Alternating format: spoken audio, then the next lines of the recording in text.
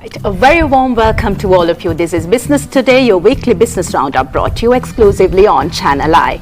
A brand new month has just dawned, bringing with it new opportunities and challenges. So with that, we are ready to start a fresh episode of Business Today with Business Personalities segment.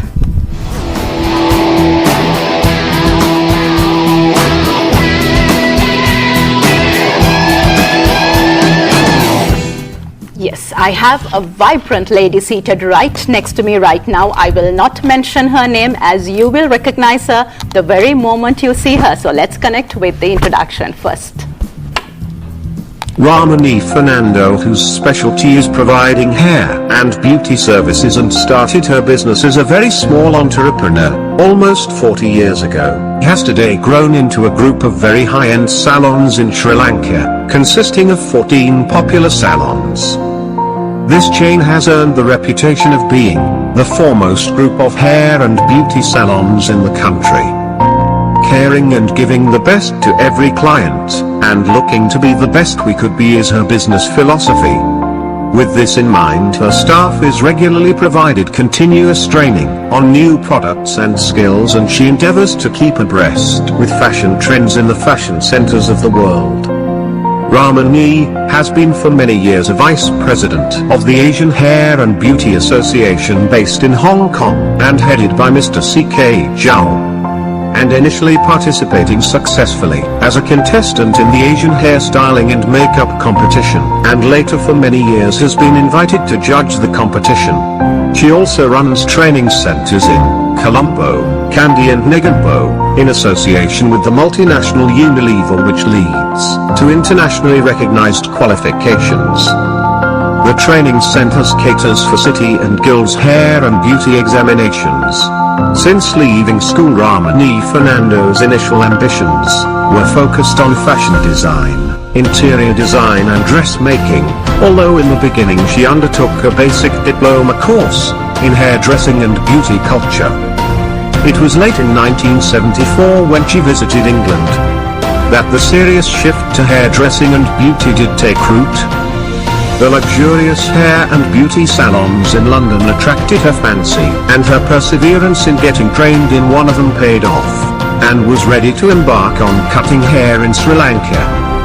At that time the techniques she had learned were rather new in Sri Lanka, and soon she was having her appointment book full with a long list of clients with the brand Ramani Fernando salons. Being the strongest asset, the company makes sure that all customers identify with it by superior services and customer care. The salons too are furnished in a manner which reflects the brand image of class and style. At the same time, each salon maintaining an individualistic look, a steady balance between aesthetics and cost is maintained to ensure a proper return on investment. The group employs over 180 staff, enjoying wages above the average and in line with all legal requirements. The salon staff is provided regular in-house training, and also by the academy, in skills, grooming, customer care, hygiene, and safety. They have experience in working with confidence with high-end customers and tourists. Ramani Fernando Salon's team, over the years, has been partners with a number of reputed beauty contests. The company for an unbroken 10 years has been official hair and makeup partners for the prestigious Colombo Fashion Week since its inception.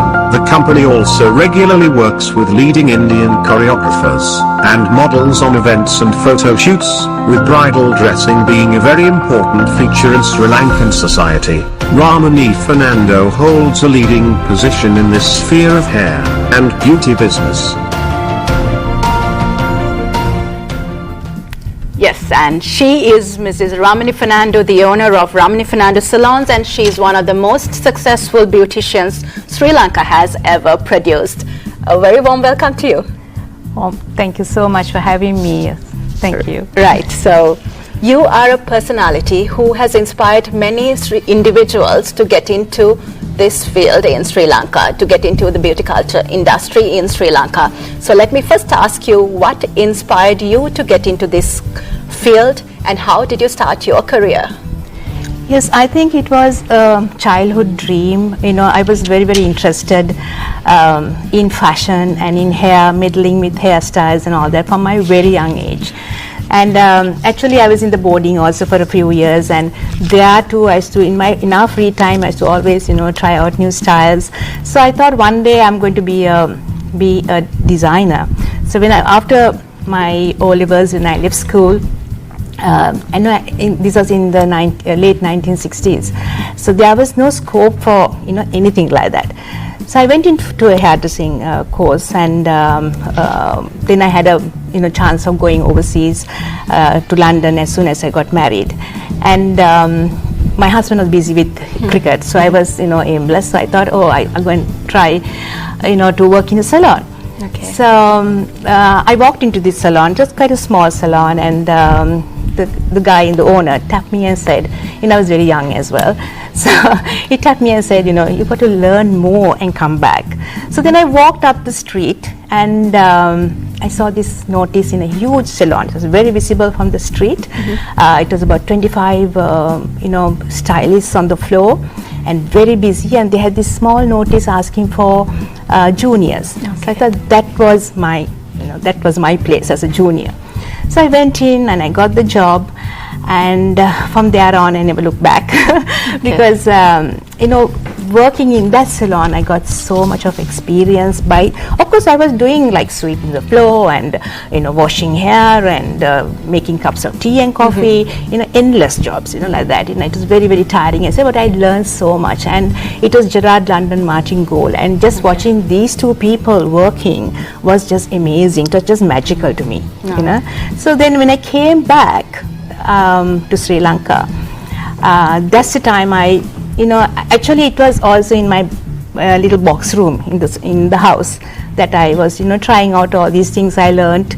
But I must say, after Gerard London, Martin Gold, I had a chance of working in the Raymond's group for a short while. For about 6 months I worked there as a stylist, and there I got all the confidence because I was dealing with the customer. Okay. So when I came back and did a few haircuts, I hardly charged anyone. It was more still like a passion, not like a business, And the word went round, Colombo is a small place, word spreads. Yeah. And then of course I could hardly even cope with the work I got in. Okay, and it's still continuing and growing. Yeah, I just completed my 40 years, and I'm still enjoying my work, and I look forward to a day's work. So it's great, I feel I'm blessed to be in this field. That's lovely. And 40 years ago, from when you started and when you got into this career to now, the beauty care industry has evolved. And how do you see this change from your eyes? Yeah, at the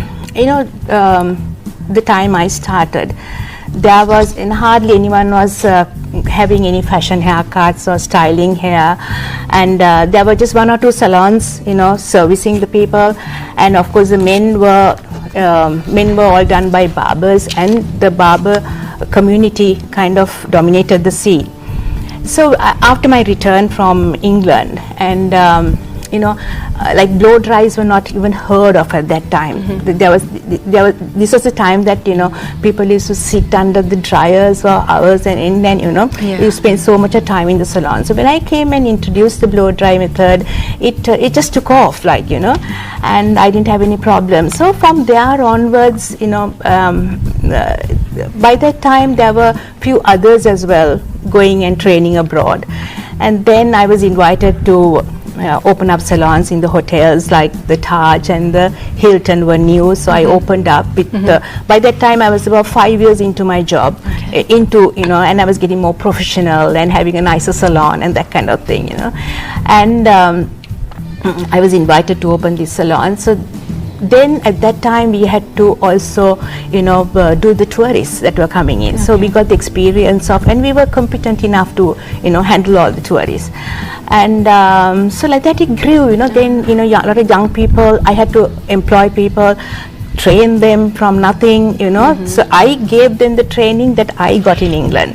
So I think I still use that method because I think that is the best way. Now of course there are lots of academies and all that, but still coming into the salon, sweeping the floor, mopping the floor, all that, I think you have a sense of belonging. Definitely. Yes. And I appreciate that very much, and I still try to do that with my staff.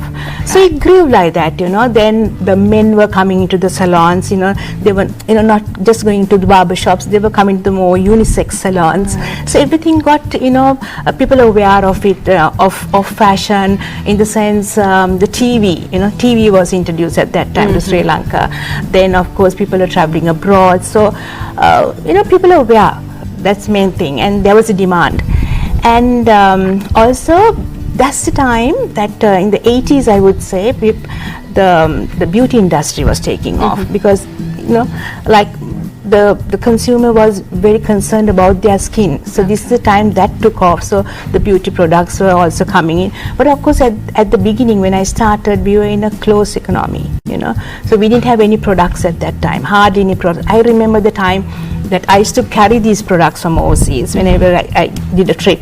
And the clients used to bring their products like the setting lotions, perm lotions, hair color, we have gone through all that. Today. It's so changed. And once the economy opened up, everything was so much better, and the market was flooded with these products, and things got better from there. Right. So if you look at the current context, beauty culture industry is huge in Sri Lanka today. It's not just a client walking into a salon and getting a service and walking back. There's a whole industry behind this, from product manufacturers to suppliers, and it creates a lot of employment opportunities in Sri Lanka. So how big is the beauty culture industry in Sri Lanka today? Yeah, what I feel is once the beauty, hair and beauty industry got bigger, there were lots of job opportunities. When you talk of hairdressing or beauty, it's just not what happens in the salon and the services we provide. There is a huge, I would call it a network, it's like photography, designing, training, all interdependent. Yes, all, it's one network, and you need those services also for this industry, like training and also manufacturing, importing products, all that is into. So and also banks were getting interested in the industry. So this activity is just not only in Colombo, it is in the outstations, in the main towns as well. And also what I feel is, the feel good, look good, is driven into you now. So anyone at any economic level is interested in yourself, when they have that kind of extra money, but they would spend this on some beauty, and that is, because we all want to look good. Of course, at any age. And it's not only the women, it's the men as well. I would say they are very conscious about how they look. And I know, and another thing is, I won't put that into, it's not vanity, it's just well-being. It's very important. There's a demand for that kind of, to feel, to look good.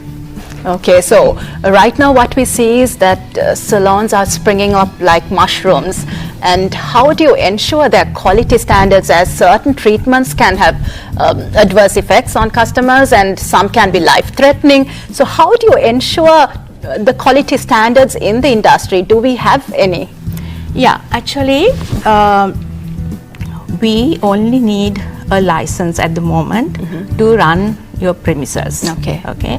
But very soon, we are working on that by the Sri Lanka Standards Institute.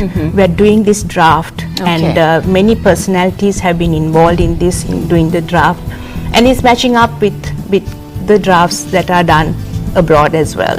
So there is a committee with very sort of high profile people in this, and plus a few beauticians like us, like Ms. Nana Karunaratna, myself, then Asoka Tilakaratna, and few other senior beauticians have got involved. And now this draft is almost finalized. I think it is finalized now, and I think that it is required right now. Of course, they are very happy about that, because I think that is what will make this industry even better, you know. Right, that's quite a good news It will coming be from implemented you. very soon. Yes, but irrespective of new entrants coming into the market, as a customer, we all have a choice to select a service provider that we are comfortable to deal with. So as a customer, what are the aspects that a person should look at when you select a service provider in the beauty care industry? I think the first is the reputation of high standard service. Then, of course, the pricing, health and safety. I believe a lot in advertising, but I think word of mouth is invaluable. I think that is what really keeps in any business, I think, isn't it? So I think customers are now, they are very knowledgeable in what they want. They're traveling, television, social media, they know so much what's happening. So we have to be geared to, to deliver what they want. And now with social media, if you don't deliver and if you're not satisfied, it can make or break you, So we have to be on our toes. And what I always say is that you can have the most high-tech salon, okay? But if your staff is not up to it, you might as well forget it. Because I think the salon is good as a staff. So the staff is so valuable. And nowadays, you see people opening up salons, okay, at different levels. Sometimes, of course, when you don't have the kind of, maybe if you don't have the knack for it or don't have the experience for it, you might open up these salons, and then without really planning your staff, you go into the salon structure, and then they started looking for the staff for, So that sometimes can fall flat if you are not prepared with your staff properly. Then in-house staff training is very, very important. Yes. As you were mentioning about planning your staff at a salon, what most people do is they get a qualification, a diploma, and then they go to start their own salon. Is this sufficient? What are the requirements you need to fulfill to enter into this industry? Yes, what I feel is, with experience I'm talking, what I feel is you should have at least about 10 years on the floor working for somebody before you could go on your own. I'm saying this because, if you look around Colombo, and if you see most of the salons, the owners have been working under me, and they have been working for over 10 years, 15 years, and gone away from me with a lot of experience, and they are successful today. So, we have the academies now, which we never had at that time. We have the academies which are offering the City Angli's qualifications, NBQ level qualifications. So all that is there. But what I always tell my students as well is, it's fine. You get your qualification. You know all the fundamentals of the hairdressing and beauty culture, but don't start your own salon. Go and work, intern in a reputed salon, and think of opening up on your own. Right. So, talking about ensuring quality, how do you ensure quality in your salon chain, as you have 14 salons and you are not present in all 14, but your brand is present everywhere? So, how do you ensure quality standards in your 14 branches? Okay, it's not easy. I mean, I'll be lying if I say it's easy. It's not. But almost all my salons are managed, except two, are managed by my old staff who have been with, not old staff, I mean, people have been senior, sorry, that's the word, by senior staff who's been with me for quite a few years, and I know they are competent enough to go and manage their own salons. That way I am confident that they are been with me, they know how we do things, and they are carrying on. So, and also I am on the floor still, I work still, and I make it a point to visit them at least once a week, and that's the only way. I keep talking to them every day, advising them, because customers are are very demanding now, and they have the right to do that. They're paying the money, they're king. I mean, I always say customer is king, So that's the only way that I could manage it, by, communicating with them all the time. And of course I have the cameras as well.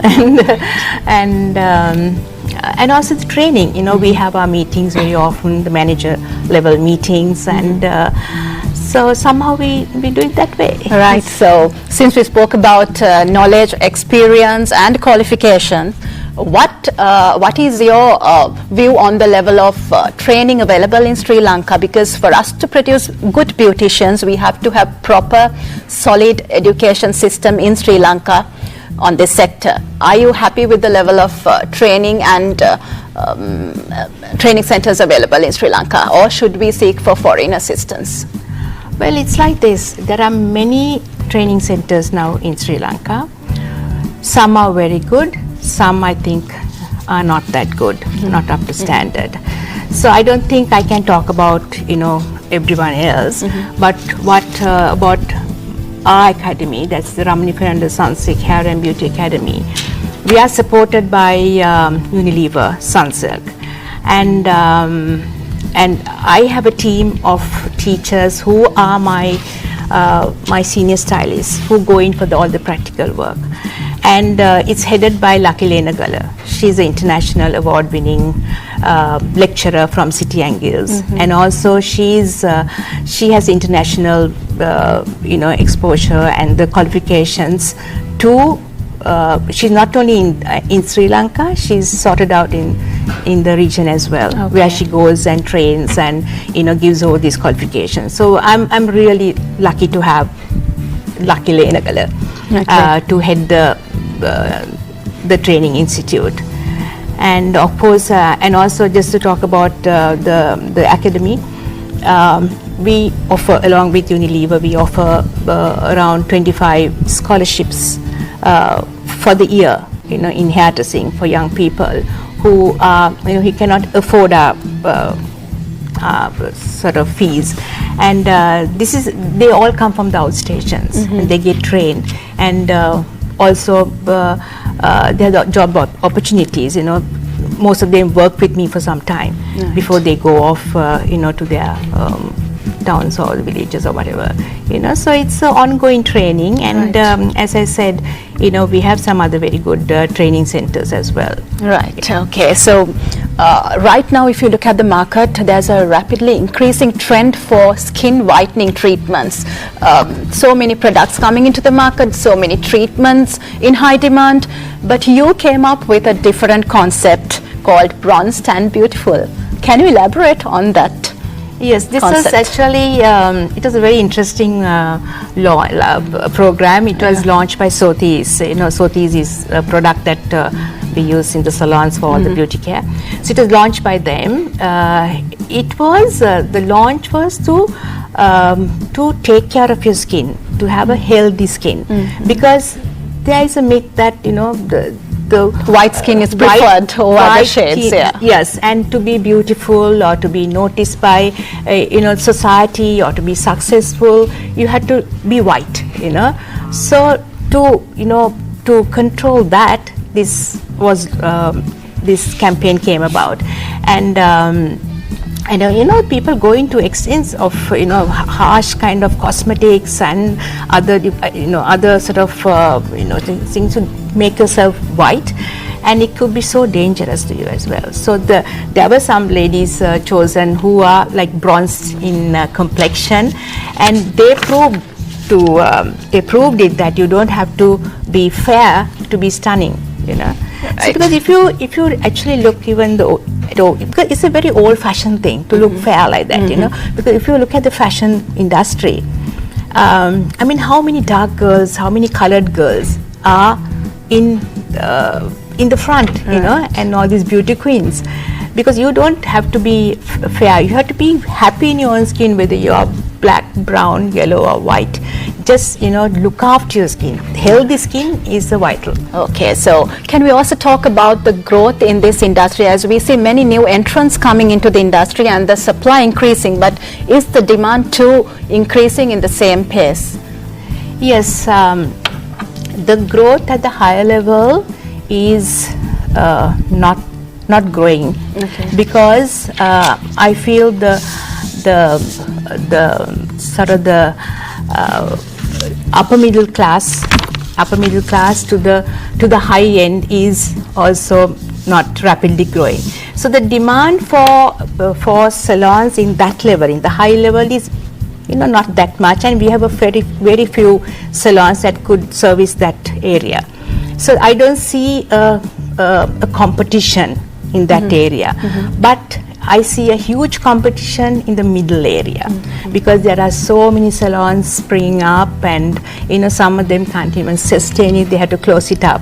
So that's where the competition is, in the middle area. Right. So there are many entrants coming into the market, and there's a sizable amount of revenue generated in the industry. If you look at the segmentation, are we tapping the tourists, as the tourism is growing in Sri Lanka, and Sri Lanka is a very popular destination for weddings? Are we generating revenue only through local market, or are we tapping the foreign segment as well? Yeah, definitely. In the sense now, as I spoke to you earlier about the salons in the hotels, all the salons, most branches are in the hotels, and there we have to service the foreigners. Okay, and as you said, the destination weddings here, they hire us to dress the brides. So there is, and also recently we did this Miss Intercontinental, where there were 75 countries who took part in it. So we had 75 different national, taking part in this competition. So we got involved in that, and that was a great experience of handling 75 beauty queens. So yes, of course we are tapping the foreign market, because there is now what I notice is like now in the salons, in the hotels, there are a lot of Indians who come in there, and they are very, very happy with our service, and they sort of compare our service to what is available in India, and I think we are much more competent, and the quality is much better where the hair industry is concerned. And also there's a huge demand for our hairdressers and beauticians from India, the Middle East, and till very recently from Australia as well. Okay. And the latest is the cruise liners. They are interested in, I have lost quite a few of my senior stylists to cruise liners, and I was fortunate enough to have 2 of them coming back after having a year experience. Right. My final question to you is, I'm expecting a very brief answer from you. As a pioneer in this industry, what advice would you want to pass on to the entry-level beauticians in Sri Lanka? Okay, as I said, I'm now 40 years in this business. I'm still enjoying it. Just don't think of only making money. Money will come if you do an honest job. And I just want to say, it's a beautiful industry. I mean, beautiful job, and I enjoy it. Till now, I'm enjoying every day of it. So that's what I always tell my students: enjoy it. It's a beautiful job to be in. Right, and thank you very much, Mrs. Ramani Fernando, for joining us. It was lovely having you with us today. Thank you so much. Okay.